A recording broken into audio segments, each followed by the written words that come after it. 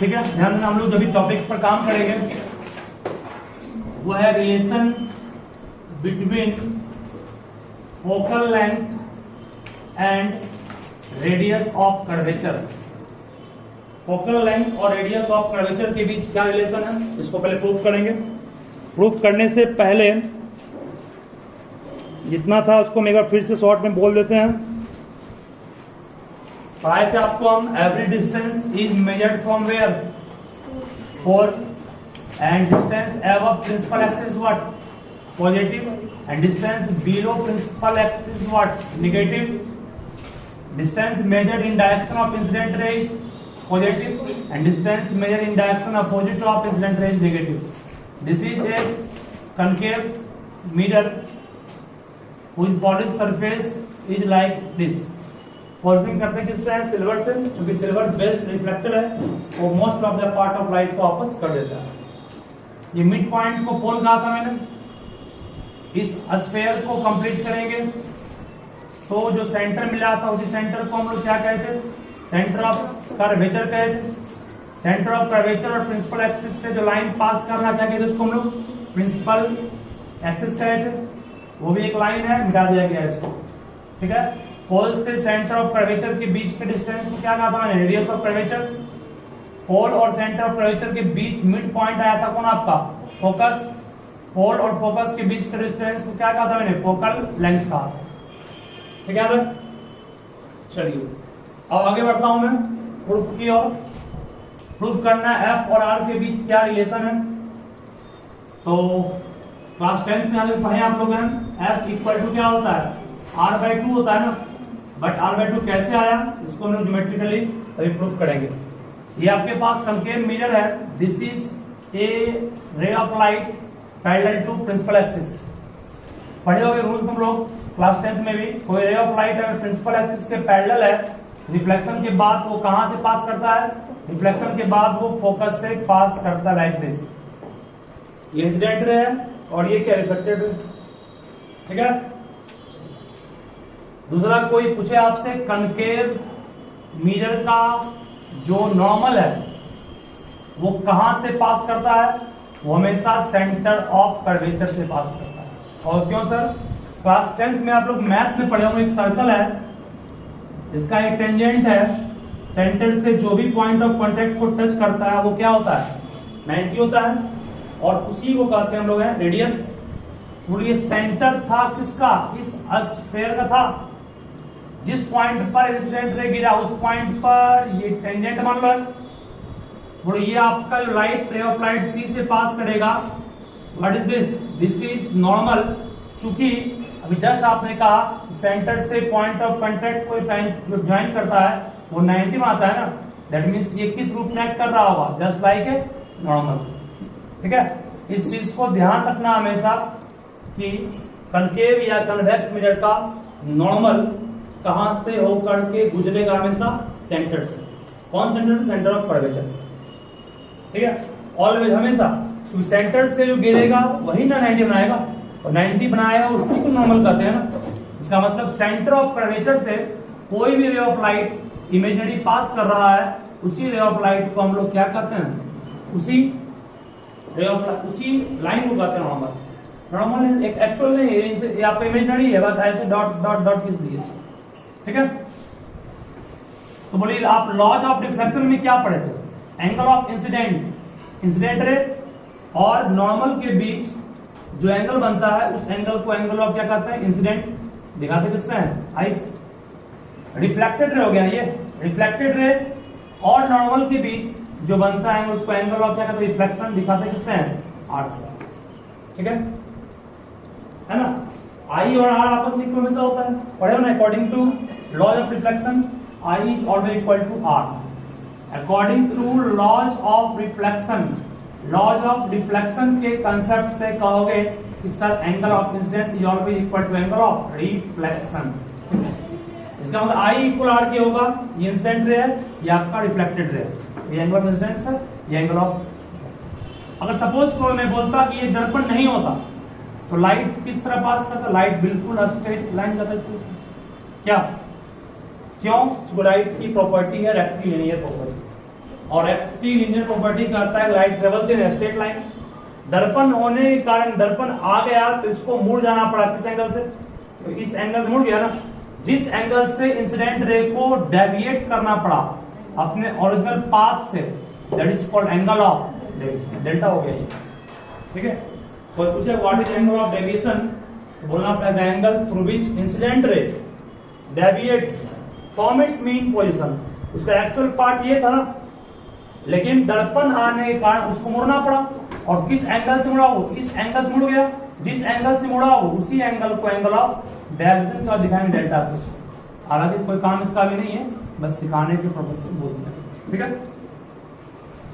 चलिए अब आइए उसके बाद सर्कल में आप लोग पढ़े होंगे क्लास 11th में भी, एक सेंटर मान लो ये है, ये रेडियस है, ये लेंथ ऑफ आर्क है, ये थीटा है, ये रेडियस है। थीटा इक्वल टू क्या पढ़े थे?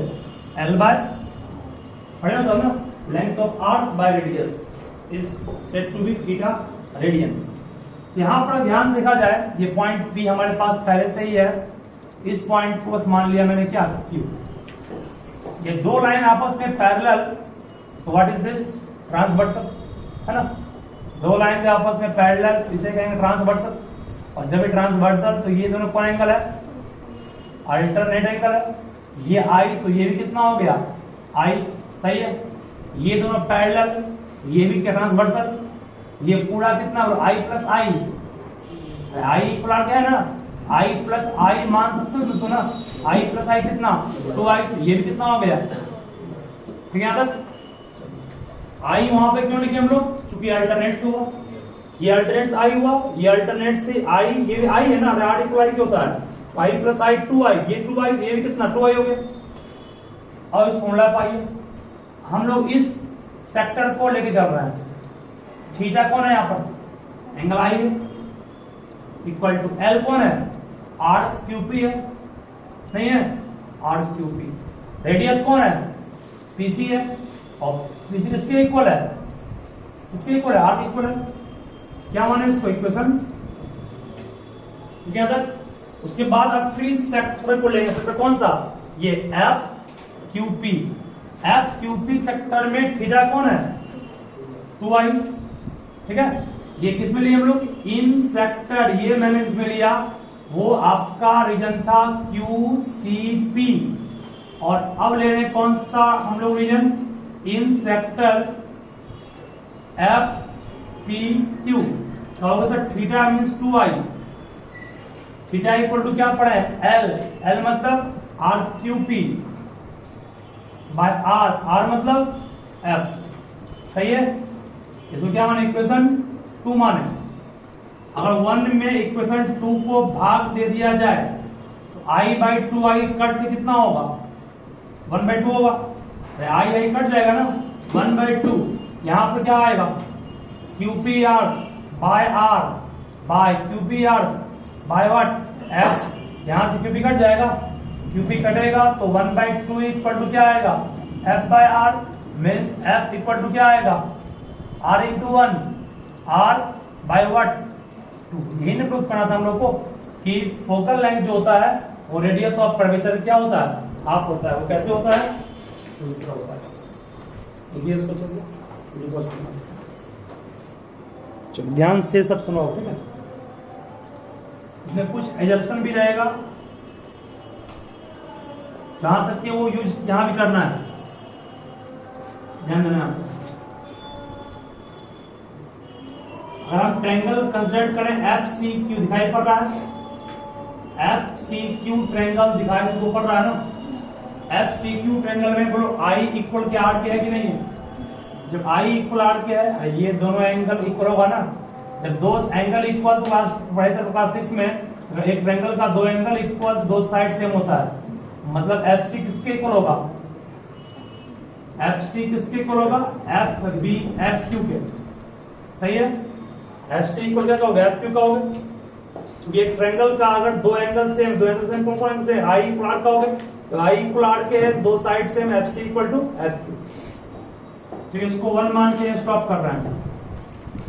चलिए अब एक चीज आप और ध्यान दें, जो इतना हम लोग सोचते हैं कि इतना मिरर्ड धसा हुआ होगा, एक्चुअल में इतना वो धसा हुआ नहीं होता है, वो मिरर बहुत कम, मतलब स्लाइटली हल्का सा एकदम, क्या हल्का सा कर देखते हैं क्या चश्मे में यूज लेंस भी करते हैं, तो जितना हम शो करते हैं उतना वो नहीं होता है, वो बहुत कम स्लाइटली हल्का सा वो होता है। इसका मतलब किसी भी कनकेव मिरर जितना हम लोग फिगर में ड्रॉ करते बनाने के लिए, एक्चुअल में वो इतना नहीं होता है, वो काफी स्लाइटली हल्का सा बेंड होता है।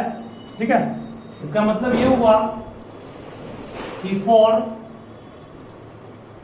वेरी स्मॉल एपर्चर, जब एपर्चर बहुत छोटा होगा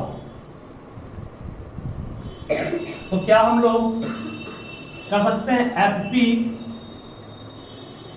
और FQ आपस में लगभग सेम होगा।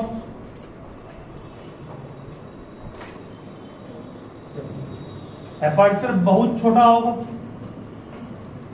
एपर्चर बहुत छोटा है, मतलब क्या हुआ, एपर्चर बहुत छोटा है तो ये और ये दोनों लेंथ लगभग सेम हो जाएगा। मीन्स बहुत छोटे एपर्चर के लिए जब ये एपर्चर बहुत कम होगा, तो ध्यान देना, जब ये एपर्चर बहुत कम होगा तो ये क्यू पॉइंट किसकते कहाँ आएगा, यहाँ आएगा। जब एपर्चर बहुत स्मॉल होगा, P पॉइंट फिक्स पॉइंट यहीं पर, Q पॉइंट यहाँ आ रहा है, और ये यहाँ आ रहा है, ये लेंथ लगभग किसके बराबर होने वाला है, FP के।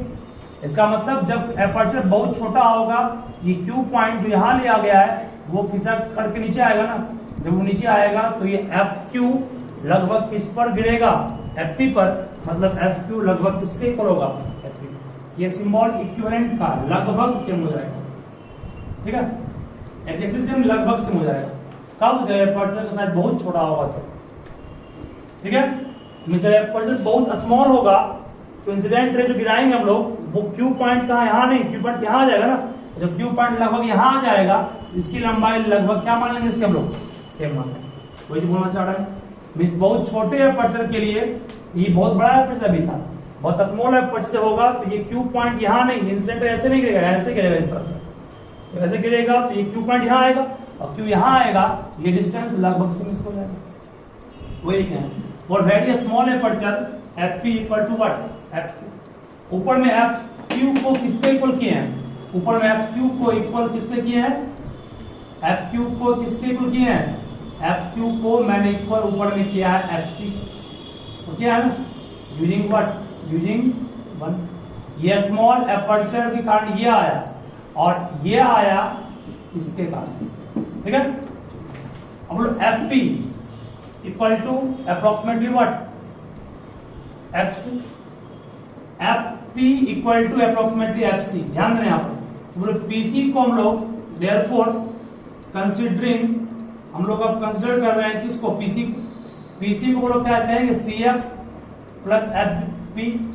CF का मान, PC का मान कितना है R, CF का मान कितना है, CF का मान, CF किसके इक्वल लगभग है, FP के, जहां CF वहां क्या पुट कर देंगे, FP प्लस FP क्या आ गया, 2FP में FP का मान देखो फिगर में क्या है, FP का मान फिगर में कितना है, स्मॉल f का मान कितना हो गया, एक ये तरीका भी है। ठीक है, लेकिन यहाँ पर एग्जेप्शन है क्या, कि स्मॉल एपर्चर के लिए जब एपर्चर बहुत छोटा होगा तो Q पॉइंट लगभग पीक आ जाएगा, उस कंडीशन के लिए आपको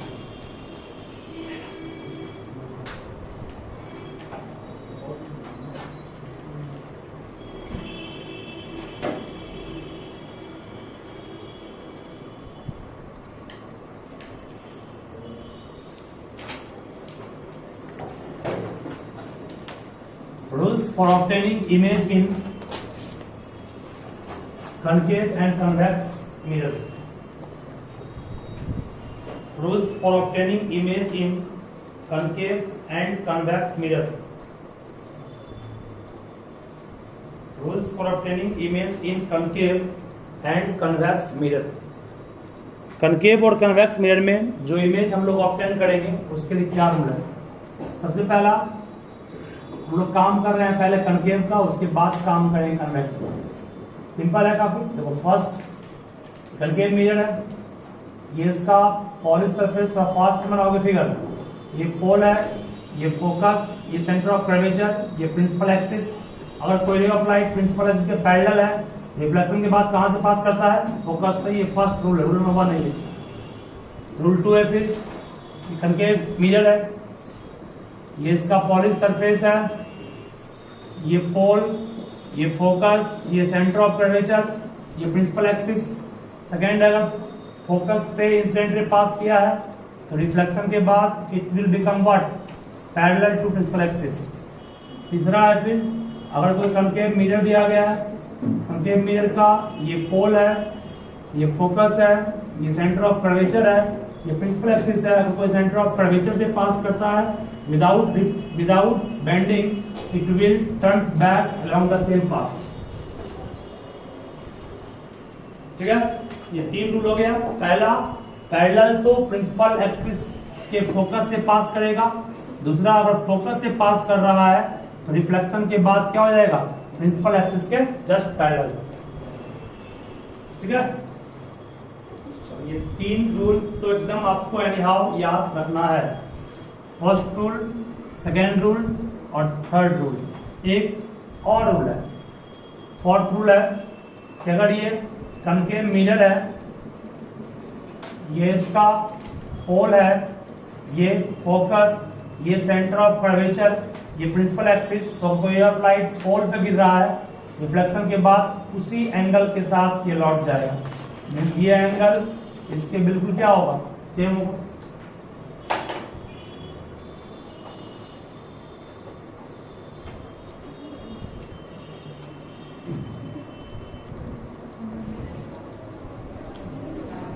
कन्वेक्स के लिए लिखोगे,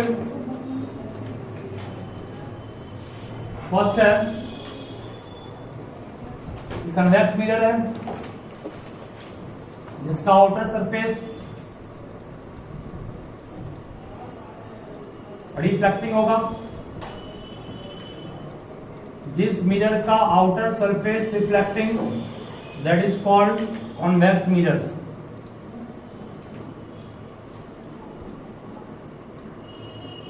ये पोल, ये फोकस, ये सेंटर ऑफ कर्वेचर, ये principal axis. Pole, focus, centre of curvature, principal axis. Pole, focus, centre of curvature, principal axis. Ray of light अगर प्रिंसिपल एक्सिस के पैरेलल है, एक बात और जान लो, ऑब्जेक्ट को हमेशा कहां रखना पड़ेगा आपको? ऑब्जेक्ट को हमेशा रखना पड़ेगा रिफ्लेक्टिंग सरफेस की ओर, ना कि पॉलिश सरफेस की। दर्पण के पीछे में जहां होता है पॉलिश, वहां आप खड़े होइएगा तो आपका चेहरा का बनेगा इमेज का, ये बनेगा। जिधर आपका रिफ्लेक्टिंग सरफेस है, जहां पॉलिश नहीं किया हुआ है, वहां पर खड़ा होना चाहिए। आपका ऑब्जेक्ट यहाँ खड़ा होगा, जिस कारण से इंसिडेंट रे गिरा। ठीक है, यहां भी प्रिंसिपल के लिए पैरेलल तो कहां से पास करेगा? ऐसे पास नहीं होगा ये, क्योंकि ये रिफ्लेक्टिंग सरफेस ये है ना, वापस लौटेगा इस तरह से ये कि लगेगा कहां से आ रहा है? लगेगा फोकस से आ रहा है। मतलब इसको इस तरह तुमको बेंड करना है कि लगे कि फोकस से आ रहा है। रिफ्लेक्ट इस तरह करेगा, लगेगा फोकस से आ रहा होगा। फर्स्ट है।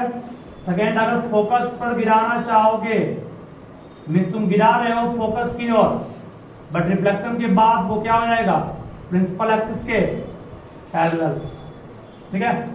तीसरा, अगर पोल पर ही गिराए हो, उसी पाथ पर वापस लौट जाएगा उसी एंगल से। और चौथा और आखिरी रूल इसका भी है, अगर ये कनकेव मिरर है कन्वेक्स, ये पोल, ये फोकस, ये सेंटर ऑफ कर्वेचर, ये प्रिंसिपल एक्सिस, तो अगर सी पर गिराना चाहोगे, है ना, उसी पाथ में वापस सी पर गिर, मतलब लगेगा सी पर गिर रहा है। ठीक है, सी तक जाएगा ही नहीं है। क्यों नहीं जाएगा? क्योंकि सरफेस ये रिफ्लेक्टिंग है, ना कि वो रिफ्लेक्टिंग है।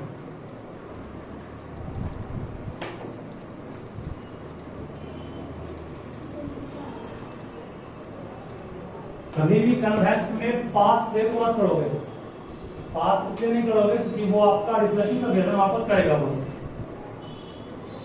पास कभी नहीं होगा।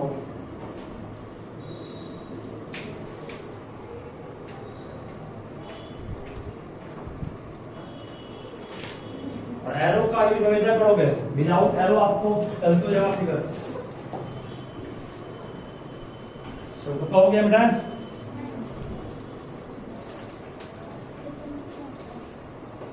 सब में इस तरह लौटे वाले फोकस गुजर रहा है, ये इस तरह से गिरने लगा, फोकस में आने वाला है बट आया नहीं, अब चला गया। ये सेंटर ऑफ कर्वेचर पर गिरने ही वाला है बट गिरेगा नहीं, वापस वहीं लौट जाएगा। इस तरह इसको गिराना है, लगे कि सेंटर ऑफ कर्वेचर या फोकस पे गिर रहा है या वहां से वापस लौट रहा है। चलिए आगे बढ़ते हैं फिर हम लोग। देखो नेक्स्ट टॉपिक में होगा फिर formation of image. Formation of image at different position of object, formation of image at different position of object in concave mirror।